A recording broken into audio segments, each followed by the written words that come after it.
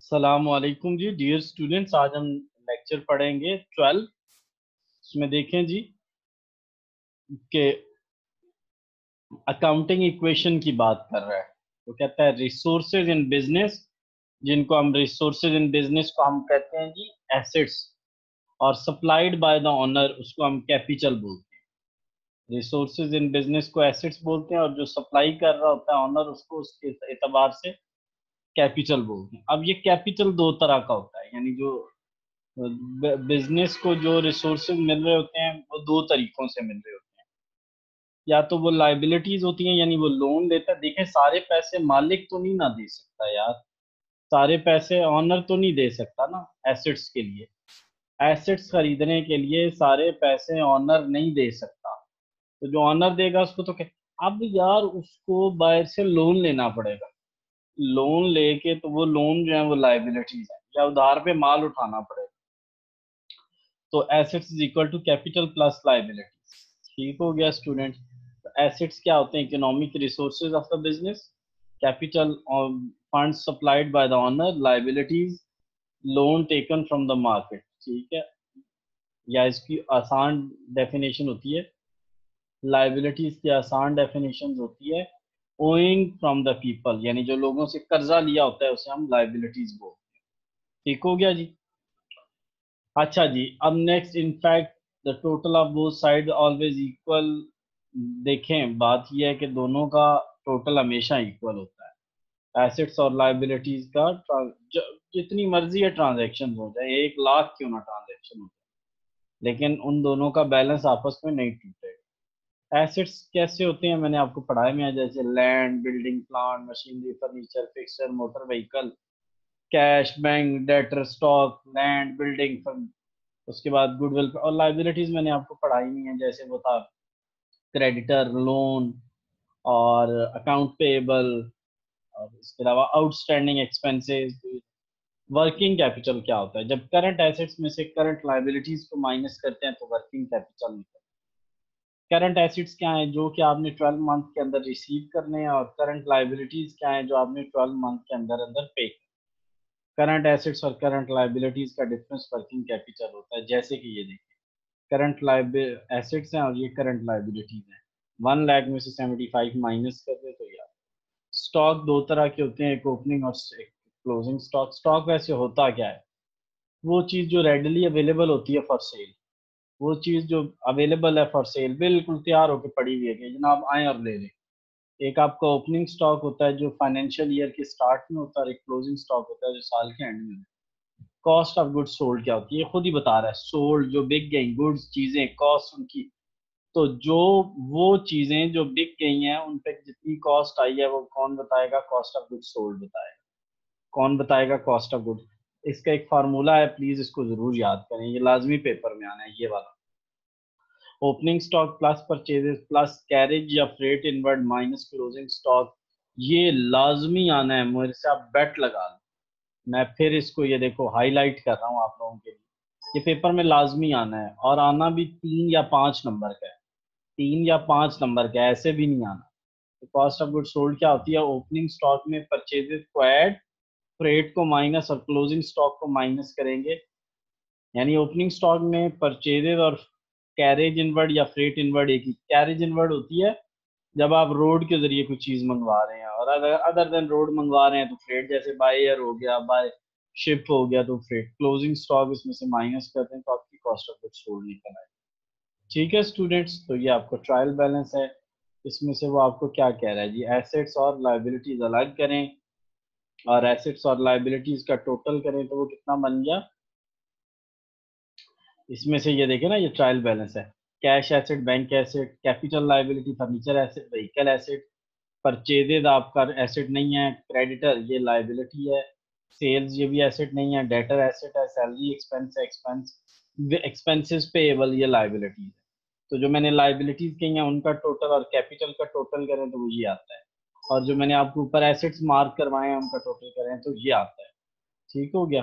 तो दोनों का जो डिफरेंस है, we ignore the net profit 10,000।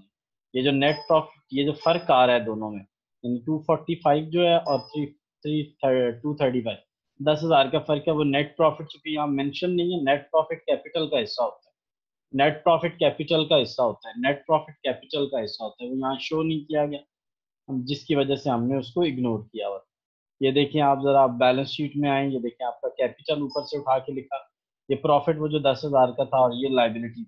आपने इस तरह इतना कम्प्लेक्स करके इसको लिखने की कोई जरूरत नहीं है, आप आसान तरीके से इसको लिखें, इसको आसान तरीके से लिखें जैसे मैंने आपको समझाया हुआ है। उम्मीद आपको मेरा मेथड आता होगा, नहीं आता तो मैं अभी बता देता हूँ आपको, ठीक है। तो ये नीचे आपने ये जो सारा कुछ लिखा हुआ है, इसकी कोई जरूरत नहीं है इसको करने की, ये जो हमें सारा कुछ इसने बताया है। हाँ, ये एक इलिस्ट्रेशन है नीचे, उसको हम कर लेते हैं, ठीक है। ये जो हमें इलिस्ट्रेशन दी गई, ऊपर वाली भी जो इलिस्ट्रेशन है वो भी मैं आपको करवा देता हूँ, चले दोनों करवा देता हूँ। एक है आपकी इलिस्ट्रेशन, ये किधर गई है,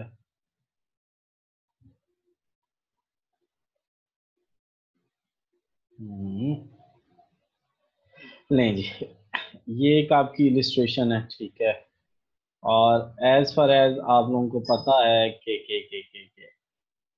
मैंने आप लोगों को ऑलरेडी समझा रखा है, ट्रेडिंग में कौन कौन सी चीजें जाएंगी और बैलेंस शीट में कौन कौन सी चीजें जाएंगी, जानते हैं ना आप लोग, ठीक है। वरना मार्क कर लेना, ठीक है। ये हम बनाने लगे हैं trading and profit and loss account, और नीचे हम बनाने लगे हैं जी बैलेंस शीट। क्या बनाने लगे हैं? Balance sheet. वो इतनी कम्प्लेक्स को कोई बनाने की जरूरत नहीं जितनी वो कम्प्लेक्स आपके उधर बनी हुई है बैलेंस शीट। चलें जी, ये जो कैश है ये होता है एसेट्स, तो ये मैं इधर लिखने लगा हूँ, कैश इन हैंड 35,000। चलिए, नेक्स्ट हमारे पास है बैंक, ये भी हमारा एसेट होता है 1,30,000। नेक्स्ट है हमारे पास कैपिटल, आप लोगों को पता है कैपिटल क्या होती है, लाइबिलिटी होती है, आप लोगों ने जैसे मैं बना रहा हूँ वैसे ही बनाना, ठीक है। नेक्स्ट हमारे पास फर्नीचर, क्या जी, फर्नीचर, फर्नीचर भी आपका क्या होता है, एसेट होता है। नेक्स्ट आपका है जी वहीकल, वहीकल भी आपका एसेट होता है। नेक्स्ट है जी परचेजेज, याद है परचेजेज इधर आती हैं ट्रेडिंग में, परचेजेज यहाँ आ जाएंगी 60,000 की। क्रेडिटर्स लाइबिलिटी होती है, क्रेडिटर्स लाइबिलिटीज होती हैं, लाइबिलिटीज। और नेक्स्ट हमारे पास सेल्स, सेल्स, सेल्स इधर आएंगी 95,000। उसके बाद आपके डेटर्स, देखो एक एक को मैं देखता जा रहा हूँ और लिखता जा रहा हूँ, डेटर्स 15,000 के इधर आएंगे। नेक्स्ट सैलरीज एक्सपेंस है, इधर नीचे आएगा सैलरीज। और नेक्स्ट एक्सपेंसेस ऊपर ही है, सैलरीज कितने की है 5,000 की। और नेक्स्ट है एक्सपेंसेस, वो कितने के हैं 20,000 के। देखो मैंने हर चीज को लिख लिया है कि जो जहाँ, और एक्सपेंसेस पेएबल जैसे वेज, जैसे अकाउंट पेएबल होते हैं, ये वो है एक्सपेंसेस पेएबल। एक्सपेंसेस पेएबल उस तरह हैं जैसे वेजेस पेएबल, वो सॉरी अकाउंट पेएबल होते हैं, ठीक है। तो ये जब आपने लिख लिए, अब हम इसका बनाएंगे कचूमर, कचूमर से मुराद है कि अब हम इसका निकालेंगे आंसर। देखें बात ये है, ये आ गया यहाँ, इसमें से इसको माइनस करें तो आंसर आ जाएगा आपका ग्रॉस प्रॉफिट। क्या आ जाएगा? Gross profit. ये जीपी आ गया, आपने पूरा लिखना है ग्रॉस प्रॉफिट, इनको मिला के 95। अब 35,000 को यहाँ लिखें, 35,000 ये जीपी है, ये आपका क्या है जीपी, इसमें से इन दोनों को माइनस करें 10,000 आएगा, जो कि है प्रॉफिट, जो कि है प्रॉफिट। दोनों साइडों को इक्वल लिख लें, क्या बन जाएंगी 35,000। दरमियान में लाइनें लगा लेना यार, इनके दोनों के दरमियान, यानी ये किस तरह, ऐसे करके ना, ऐसे करके एक लाइन लगा लेना, फिर यहाँ पे एक लाइन लगा लेना, और इधर रुपीज लिख लेना, इधर डिटेल्स लिख देना, ठीक है। ये छोटी छोटी, बहुत मुश्किल लिखा हुआ है उसकी, आपकी बुक में इतना मुश्किल उसने करके लिखा हुआ है।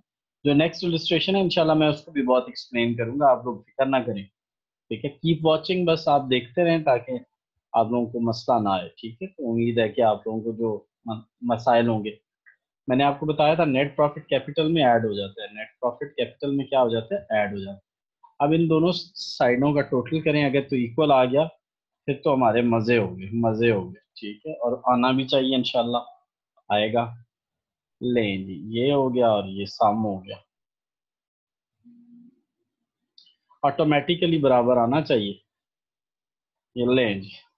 तो बुक में अगर आप देखेंगे तो वो बहुत मुश्किल हुआ है, बहुत मुश्किल हुआ है। तो प्लीज उसको देखना भी नहीं। ठीक है, मेरा तो मशवरा है, बाकी आप देखना चाहें तो जरूर देखें। ये इनका टोटल ये आ गया, इनका टोटल ये आ गया। उम्मीद आपको समझ आ गई होगी। Thanks for watching and stay blessed.